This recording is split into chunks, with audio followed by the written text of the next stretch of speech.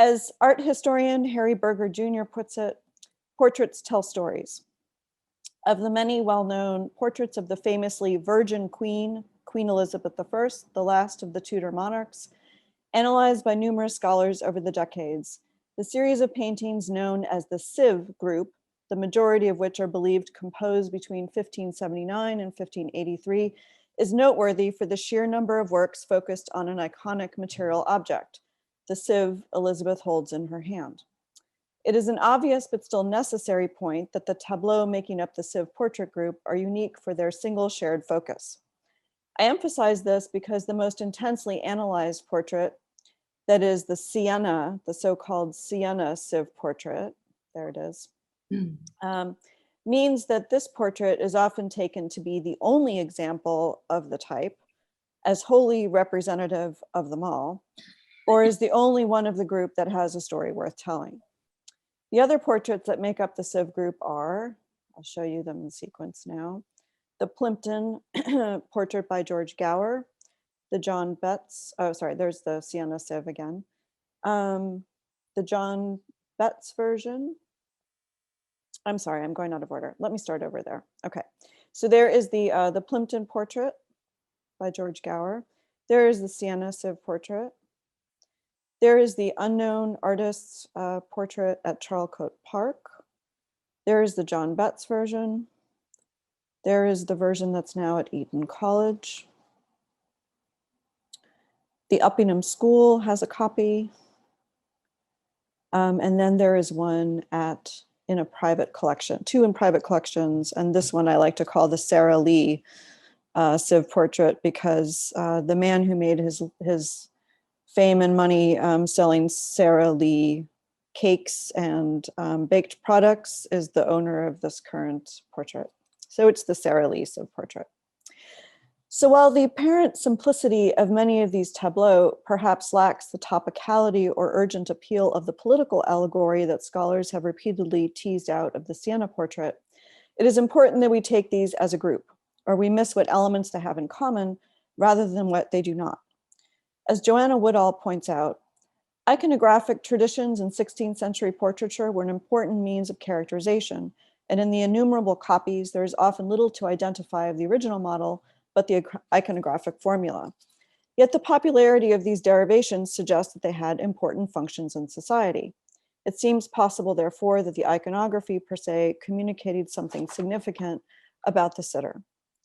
These varying tableaux, indeed, all praise the singularity of Elizabeth's virginity, a point of reference missed by no historian since Francis Yates and the advent of Roy Strong's highly influential commentary in Gloriana. The symbolic association of the perforate sieve with imperforate virginity originates, at least in my understanding, with the Vestal Virgin Tucha.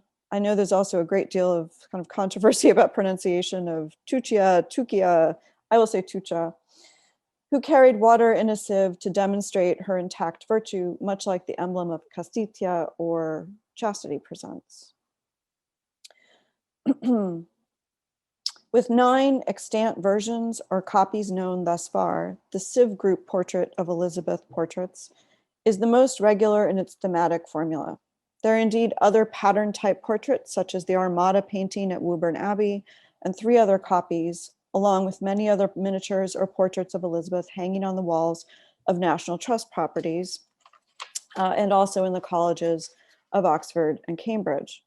All employ the regular familiar face patterns of the Darnley portrait, and one developed by Hilliard with the approval of the Queen herself. These latter types of portraits are rather like Queen Elizabeth paper dolls, with a changing toilette of costume, jewelry, and accessories, fans, gloves, flowers, and so on. The Queen facing right or left, all slightly varying, yet essentially identical in composition.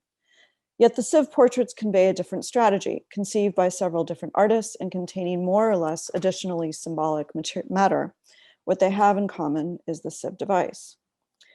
What my essay seeks to do then is to ask a few literal-minded questions about the portrait and a symbolism that has become so familiar to all that there seems to be very little new light one can shed on such reflexively received images.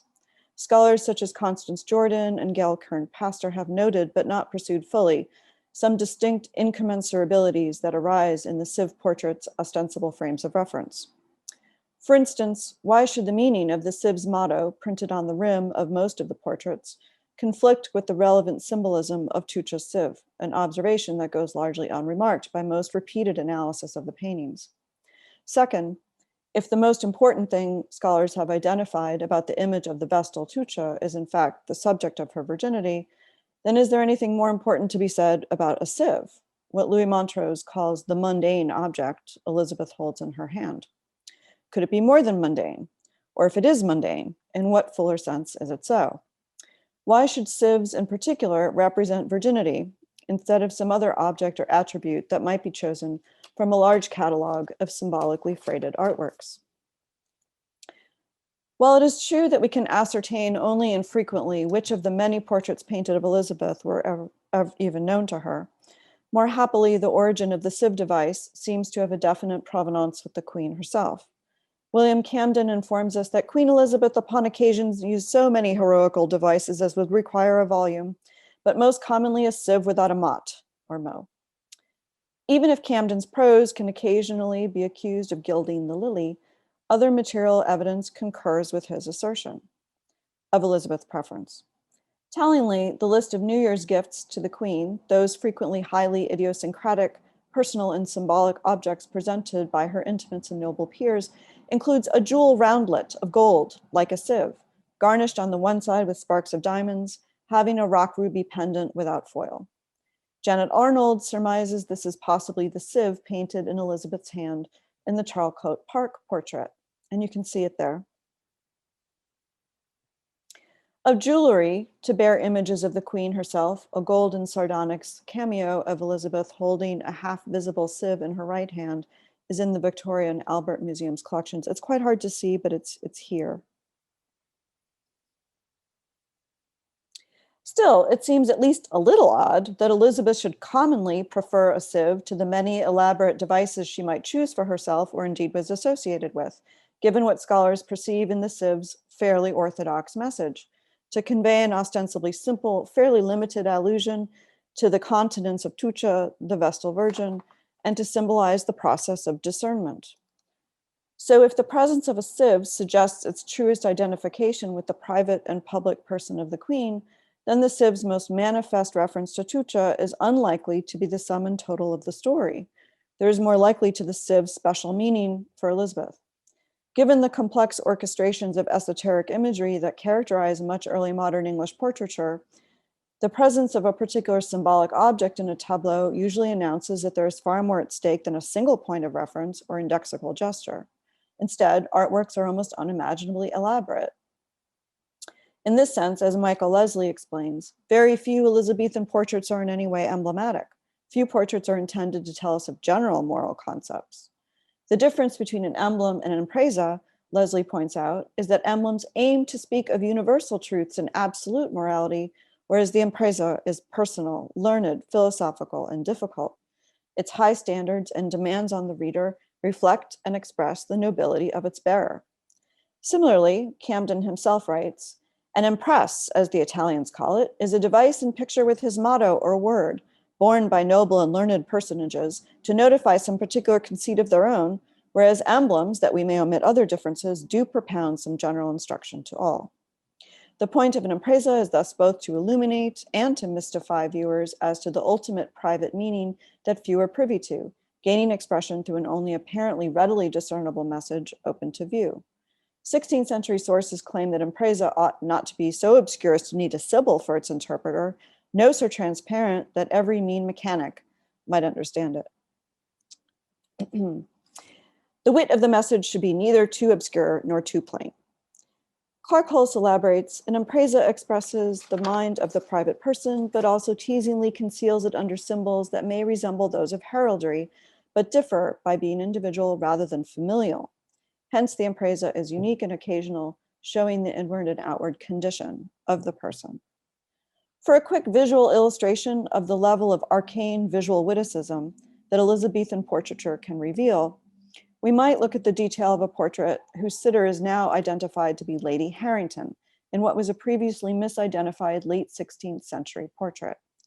John Stephen Edwards has cracked the puzzle the portrait represents by teasing out a complex rebus pun contained in a pendant hat jewel the lady is depicted wearing. This is a close-up of the pendant hat jewel. And what it shows you, as he spells out, is a three-part rebus pun. There is a hair hanging from a ring sitting on a ton. Ergo, hair, ring, ton. We can identify the sitter from the visual pun that is in the hat jewel. It's quite obscure, but they love these things. So you see the level, right, of visual complexity and verbal punning. Now, many scholars understand quite well that the Siena Sieve portrait of Elizabeth, the famous one, expresses multiple layers of political meaning. But I want to suggest that these portraits as a whole might comprise a particularly stellar example of how art expresses a special private truth about Elizabeth. The Sieve is particularly meaningful to the Queen's individual person rather than only broadly emblematic of Vestal virginity of Tucha. Again, it is no minor point that of the individual paintings that comprise the Sieve group, the only constant is the appearance of the Sieve. The Sieve, freighted with meaning that can be discerned only when subjected to a rigorous level of visual scrutiny, communicates a universal public statement about the Queen's virginity, yet also cleverly hints at its ultimate import, what characterizes the private or inward condition of Elizabeth. But the Queen's inward condition must be understood in highly material, as much as spiritual, political, or intellectual terms. It is the visual construct of the Queen's material virginity in the Sieve group that I am seeking to elucidate here. So I propose to discuss the relevance of the Sieve device for Elizabeth's body natural. This familiar phrase from contemporary Tudor political theory, as articulated by Marie Axton and many others, pairs the material physical body of the monarch, of any monarch, with the monarch's immaterial body politic.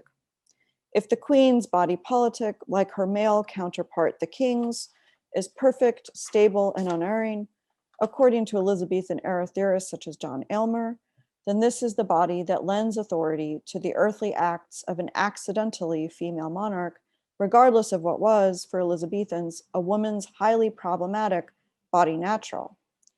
But while the hallmark of Aylmer's argument suggests that the body politic can suffer no infirmity, even the condition of being contingently female, I want to suggest that the Sieve portrait group reveals an ongoing cultural visual dialogue about the Queen's physical virginity as a distinct cultural problem, a visual record of the attempt to assimilate the Queen's virginal body natural or material reality to the perfection of the body politic. While Roy Strong has demonstrated amply for many very different representations of Elizabeth, the Queen's perfect, stable, and unerring body natural as always already an articulation of the infallible and uncompromised body politic, my focus here is on some of the other cultural work that must be performed to elide the distinction between Elizabeth's imperfect female virginal body and the perfect immaterial other. If Constance Jordan posits that Elizabeth had reason to promote works of art that provided the imagistic possibilities of the legal fiction of a second male body, then what I explore here are the works that engage their viewer in a dialogue about that very process. To put Jordan's phrase slightly differently, how do portraits of Elizabeth promote a fiction of material female virginal perfection commensurate with the immaterial perfection of the body politic? What story do they tell? For an age that regarded virginity as a form of provisional embodiment and otherwise tantamount to an imperiling pathological condition the longer it is maintained, Elizabeth's long unfolding decision to remain a virgin carried with it a significant set of bodily, material, corporeal implications that could not be ignored by the Queen or her closest circle. Like all mortal women, Elizabeth's virginal body natural could expect to suffer the ill effects of sexual inactivity, or such dolors and infirmities as all physicians do usually impute to womankind for lack of marriage, to employ Burleigh's admonitory words to the Queen. This is the starting epigraph that I began with. You see how kind of broad-reaching Burleigh's commentary is. And suffer Elizabeth did, she and her peers believed, whether her ailment was as minor as Her Majesty's pains in her cheek and face to come only of a lack of the use of marriage that Burleigh alludes to. However incredibly odd it seems to us that marriage ought to have anything to do with the pains in her face or cheek, here Burleigh is invoking simply standard Galenism, standard Galenic concepts. But there are conditions more worthy of concern, such as the uterine ailments that challenge the Queen's bodily health over her reign and become part of the documentary record of the court, state calendars, and various correspondence. Such salutary matters for Elizabeth could scarcely be taken for granted, especially after the collapse of the protracted marriage negotiations with Hercule Francois, the Duke of Alençon and Anjou, a period that Strong was first of many to note likely informs the Sieve Group's execution. Though it's through its orchestration of both manifest and also latent, more subtle elements that comprise the full impresa, the Sieve Group of portraits offers to elite viewers a riddling premise largely indebted to the prevailing early modern cultural view of female virginal bodies, that the Virgin Queen is admirably pure, but we can say that her corporeal purity is as much despite her imperforate state as because of it. In his discussion of the Plimpton Sieve portrait, Montrose notes the possible tangible connection between the Queen's physical anatomy and the resonant symbolism of the sieve, pointing out that it must constitute a displacement of the Queen's sexuality, similar to the manner that Montrose himself, Tatiana String, Valitrobe, and others have argued for Henry VIII's symbolic fashioning of his codpiece in a famous Holbein work, a portrait I'll return to briefly later. Indeed, if we take Montrose's suggestion and look a bit closer at the medical literature of the period, female uterine and genital anatomy is understood to be modeled largely after the physicality and mechanisms of a sieve. One of the earliest anatomies is Berengario de Carpi's 1522 work, which includes an illustration of an egg-sized uterus. Visible in the drawing are the little holes or cotyledons he identifies as some black pinpricks. You can see how reminiscent these illustrations are of a sieve. Use of the actual term sieve in parlance occurs in descriptions of the hymen or its surrounding tissue, as evident in Jean Astruc's pointed 17th century reference, the common opening of the hymen into several small holes in the form of a sieve.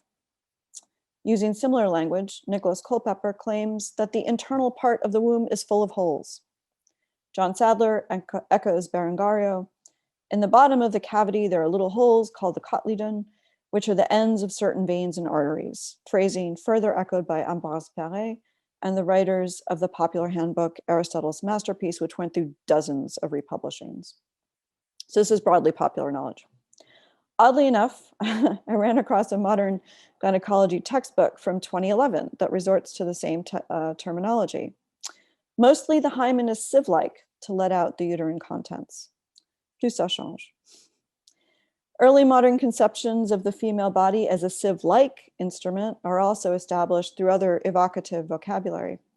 A woman whose genital tissue remains unbored, a commonly used term in medical writing to describe unusual conformations, is said to be without holes, like a barrel of beer that hath no hole to put a spigot, in the colorful phrasing of Lazare Rivière. For Helkiah Crook, the hymen is both permeable and non-permeable, with a small perforation such that the courses may pass. We've heard this earlier today. Acting as a filtering mechanism for the menses. Many writers employ the term perforation, including Berengario's early anatomy. Johannes Lang theorizes the way the effluence of blood in the small spaces of the womb, as it were escaping, drips and falls, suggesting the mechanisms of a distillery. For these 16th and 17th century medical writers, of course, they're borrowing from earlier traditions. None of this is original. The normal salutary function of an early modern woman's body acts as a sieve does, sifting out blood and seed in the uterine cavity in a process that separates beneficial, potentially productive seed from blood effluent, letting waste material flow out of the body.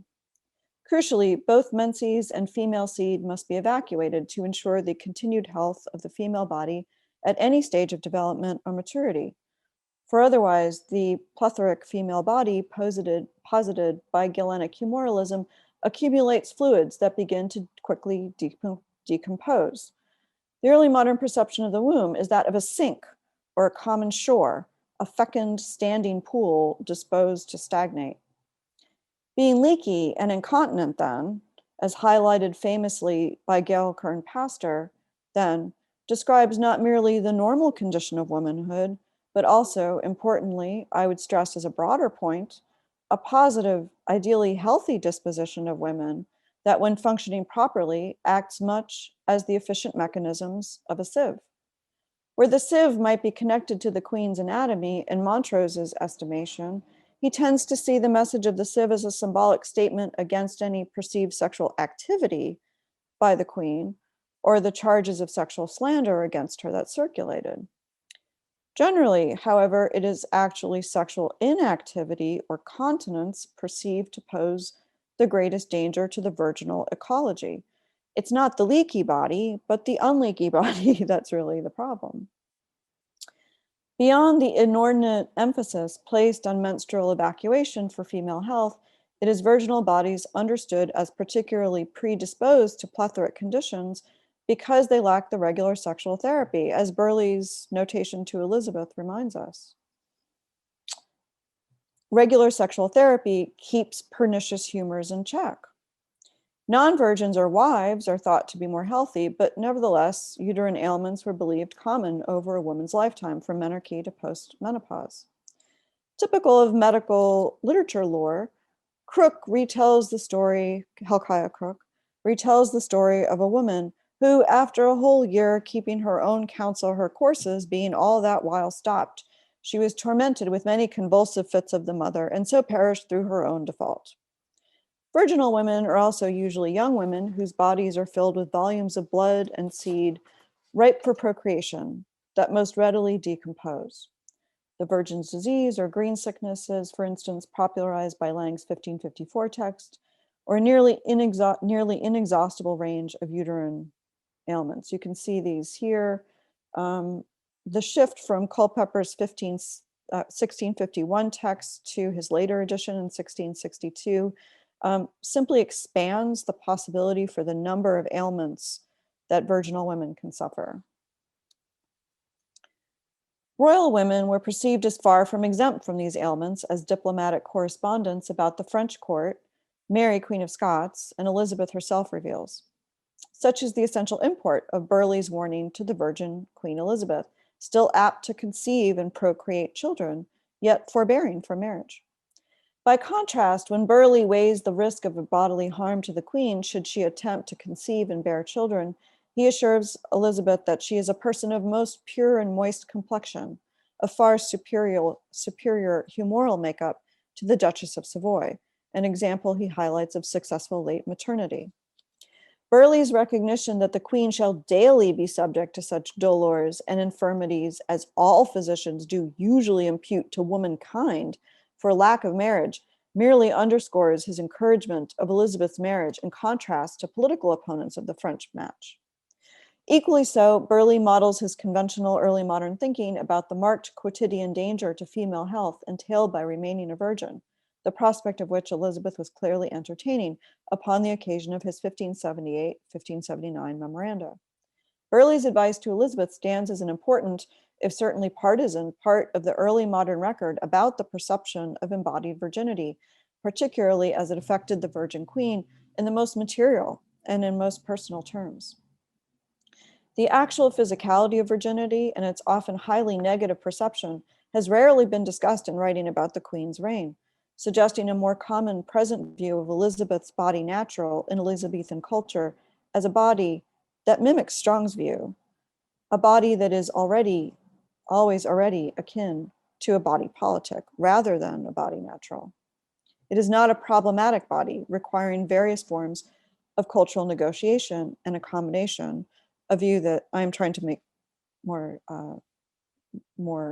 evident. Burleigh's varying appraisal of Elizabeth is a succinct case in point. As a pointed expression of the Queen's negotiation of her virginal body, The Sieve portraits orchestrate multiple ideations of the Sieve available to viewers.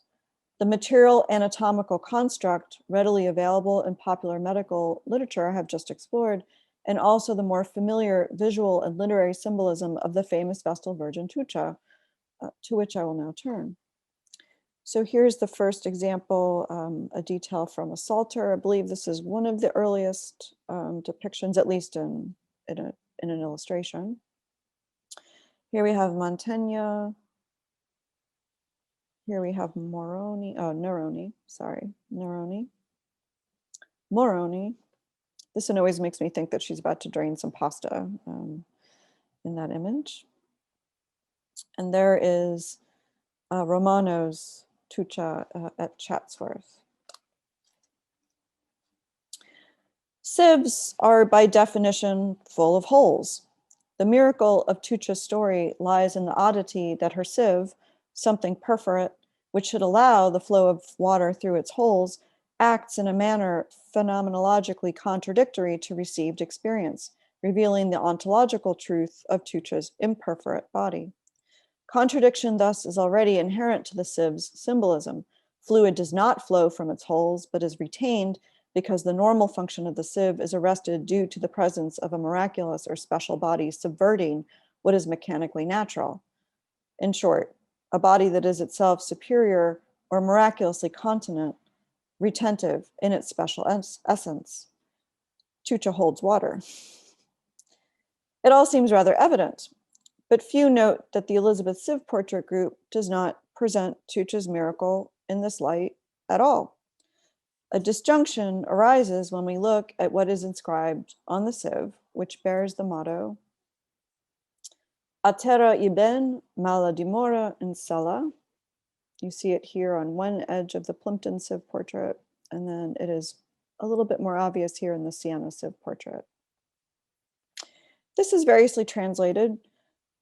Francis Yates renders the phrasing as, on earth, the good remain in the saddle with difficulty, while Strong translates it as, the good falls to the ground, while the bad remains in the saddle, with which most people concur.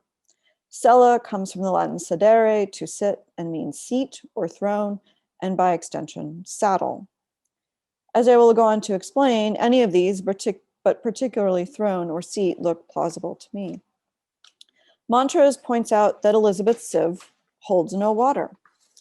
Observing somewhat differently, Jordan puts it, the sieve does not retain the good, as the Vestal Tucha's miraculous sieve had held the water of the Tiber. Instead, the sieve lets the good fall to the ground and the bad remain in the saddle.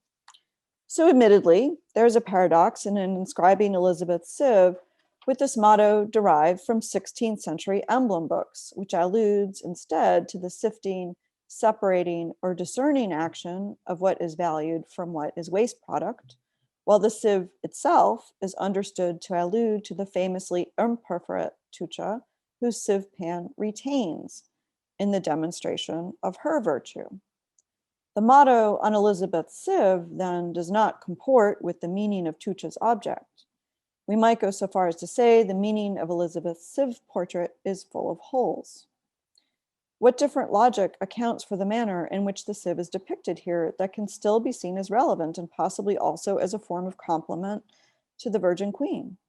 When does a sieve become its etymological mirror, the riddle, or put another way, how should we ravel out the riddle of the sieve? Let's look a little bit more closely at the derivation of the motto printed on the sieve. Geoffrey Whitney's 1586 popular work, A Choice of Emblems, pairs the picture of an agricultural type of implement with accompanying verse epigram, ultimately derived from Claude Paradin's La Devise Héroïque from 1557. These mid-16th century emblem books had established the sieve as a symbol of discernment, capable of sifting out weed or seed from chaff. So the pairing of this motto on Elizabeth's sifting sieve with the additional symbolism of Tucha's retentive sieve points us to the riddling logic of the portrait group premised, I think, on some personalized statement of the Virgin Queen's discernment connected to her retentive bodily processes. That is, the sieve device can be seen as a pointed allusion to the queen's miraculous bodily processes, distinct from ordinary virgins' dolors and ailments, in a manner befitting the female prince's material humoral exceptionalism, the perfection of her body natural, aligned with the immaterial perfections of the body politic. After all, as I highlighted earlier, the sieving mechanism often fails to separate out the good seed from the bad or waste product in early modern constructions of the ordinary female body. The good seed plausibly falling to the ground in Strong's translation of the Sieve's motto, while the bad remains in the saddle.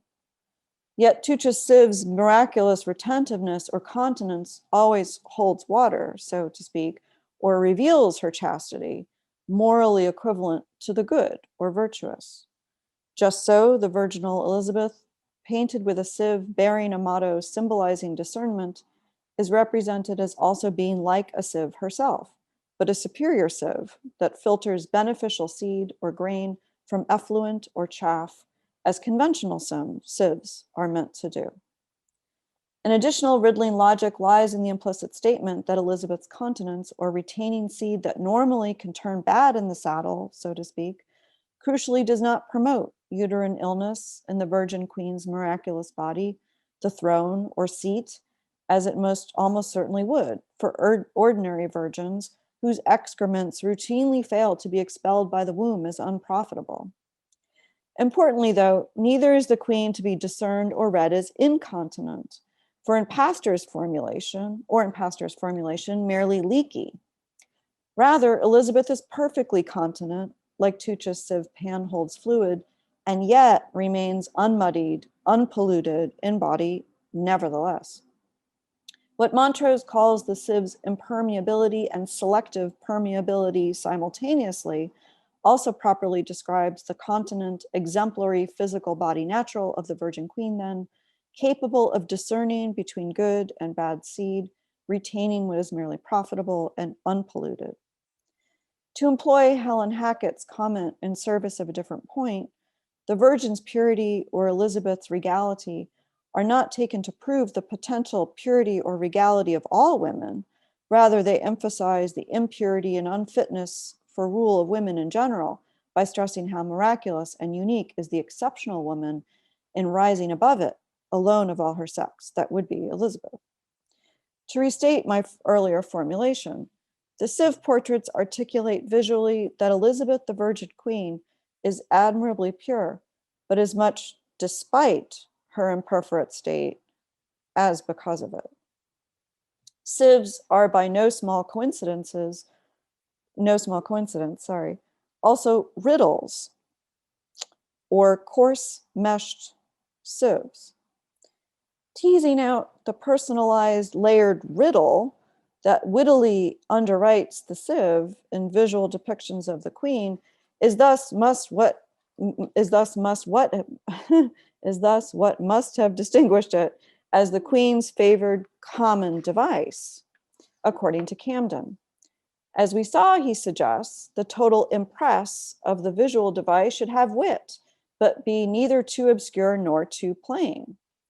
In this sense, discernment lies as much with the viewer, who must understand that the riddling paradoxes of what John Pope Hennessy would call the augmented portrait are intended to represent the perfections of the body natural of their continent Virgin Queen, extending well beyond the simple allusion to Tucha.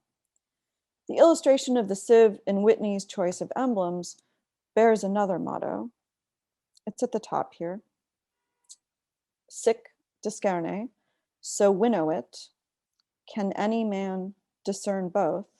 Is another part of this epigram. Equius discernet utrumque. These are translations from a 1591 English translation by Kearney. And so both of these epigrams accompany the sieve illustration. So winnow it, and can any man discern both? Whitney's and Paradin's sieve emblems guide viewers of Elizabeth's portraits to engage in a more complex, necessary interpretive process that will unfold the riddle of the sieve with the correct nuanced perspective and reveal the nature and property of things, the true nature and property of things, which the naive reader or viewer will fail to discern. And in the phrasing of Paradin's original motto, heap everything without the riddle or sieve of reason. The Sieve group of portraits reveals that its riddle about the Virgin Queen must thus be perceived, amusingly enough, through the sieve of reason, to discern the nature and the true property of things represented, her unassailably imperforate, yet nevertheless still admirably profitable virginal nature. Elizabeth's anatomical and humoral perfections exceed Tucha's demonstrably merely imperforate state, but those not employing the riddle or sieve of reason will fail to see the profitable or riddling full interpretation of the Queen's sieve. The Queen's body discerns. In a different example of this cultural currency, Shakespeare shows himself a canny potential reader of the sieve portrait's potential designs in All's Well That Ends Well, a play around 1602, in which Helena alludes to her intemperate desire for Bertram. I know I love in vain, strive against hope, yet in this captious and untenable sieve, I still pour in the waters of my love. Deanne Williams observes that Helena, in fact, invokes the tradition of the sieve portraits, as Helena certainly does, but the play also evinces a marked contrast between Helena's virginal imperforate state that would seem to align her with Tucha and Helena's yet untenable or unretentive sieve that reflects her immoderate desire, literally, materially so. I would suggest Helena's lines bring her to closer identification with another sieve emblem noted by John N. King, presenting the image of a woman pouring water through a sieve as an emblem of immoderation, with the motto, nimis nequid, not too much. So while she may be in full possession of her erotic feelings, as William states, Helena is admirably, if paradoxically also immoderately, pure. In this sense, the intemperate virginal Helena is pure largely only because of her imperforate state, not despite it, in a perfect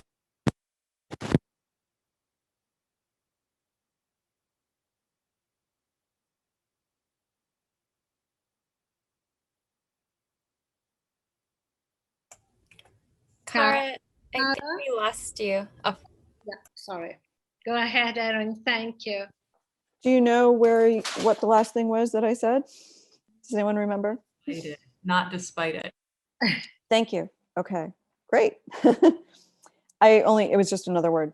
So beyond Shakespeare's sieve image in All's Well, many well-known literary responses take up the subject of Elizabeth's proposed marriage with Anjou, a political occasion most scholars understand to be the primary subject of the additional allegorical material contained in the Siena sieve portrait, the one that everybody talks about to the exclusion of the others. Joanna Woodall has said about English court portraits of this period that there is not an exact correspondence between verbal and visual representation. There are things which could not be said, which might be represented visually, and vice versa. While articulating somewhat less pointedly, humorally inflected sentiments than Burleigh offers to Elizabeth about the perils of remaining unmarried, period political advice literature does yet turn on responses to the Queen's body natural. John Stubbs's Discovery of a Gaping Gulf from 1579 famously analogizes the French Duke as an akin to a body of disease or contagion that will infect the Eden of England and its Eve, employing a metaphor that is simultaneously grounded in early modern beliefs about the real material processes of the body. Anjou's French blood and seed will infect Elizabeth's body in procreation, a quite literally humoral insurrection into the Queen's perfect body and state, an infiltration of the sieve-like regal female body. Like Stubbs, Sir Philip Sidney penned his famous letter to Elizabeth in 1579 to ask the Queen why she should apply so unsavory a medicine as to marry and procreate when she is endowed with felicity for possessing so healthful a body. Elizabeth's courtier Sidney creates an analogy between the perils of sudden change to bodies natural and a fundamental change to the body politic that is largely, but I think also not strictly, metaphorical. If Burleigh asserts his notion of Elizabeth's perfect humoral complexion that should advance the queen's fertility for a late first nativity, and also his fears about the common dolors that otherwise await her protracted virginity, then Sidney suggests the opposite, asserting the danger to her superior bodily health for his own political ends. To turn from prose to poetry, in Hymns to Estrella, a 1599 poem by John Davies, and another poem named Of Her Moderation, praises the queen's one temper that shows no alteration. In this next poem, Davies' conceit of Elizabeth or Beta turns on the well-tuned body of a lute, still in measure with the music of the spheres, in which the queen's body is still in tune, both within and encompassing the celestial sphere. I want to finish with one final image. Dedicated to Christopher Hatton, one of Elizabeth's courtiers, who is in fact depicted in the background of the Siena Sieve portrait, John Case's Spira Curitatis construes Elizabeth visually as a ruler of the lands and seas from on high, as the prime mover, embracing a Ptolemaic schema of the universe labeled with each sphere's requisite virtues that make up a well-ordered state.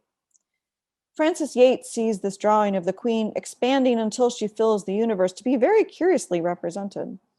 As Clark Hulse points out, Case's design positions Elizabeth as the head of government and also as the sphere of state, identified with Elizabeth's body. Earth sits at the center of Case's Ptolemaic design, a small black dot identified as fixed justice or justitia immobilis. It is placed just where the bottom point of Elizabeth's bodice would end and the top edge of her skirt and farthingale would begin, were the concentric circles of the sphere instead given a more naturalistic were the concentric spheres of the circles of the sphere instead given a more naturalistic depiction as the monarch's clothing. One can readily see that the Spira Curitatis is conflated with Elizabeth's ordered corporeal government. Though no one perceives it as such to my knowledge, Case's heavily allegorical drawing also arguably represents Elizabeth's body as a giant sieve.